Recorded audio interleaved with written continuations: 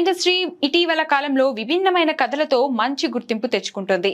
ఇప్పుడు అదే బాటలో కథనార్ అనే మరొక భారీ బడ్జెట్ సినిమాను తీసుకొస్తున్నారు. తాజాగా ఈ సినిమా ట్రైలర్ ను రిలీజ్ చేశారు మేకర్స్.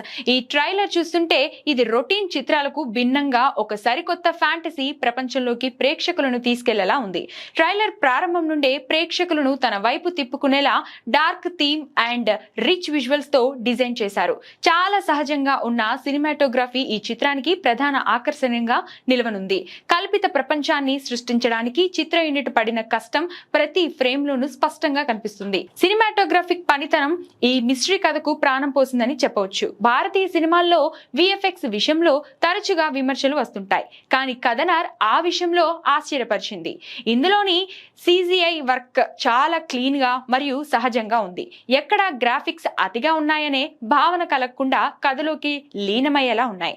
బ్యాక్గ్రౌండ్ స్కోర్ కూడా ఆ మిస్టరీని మరియు ఉత్కంఠను రెట్టింపు చేసేలా సరిగ్గా సరిపోయింది. కథనార్ కథాంశం చాలా ఫ్రెష్ గా ఉంది.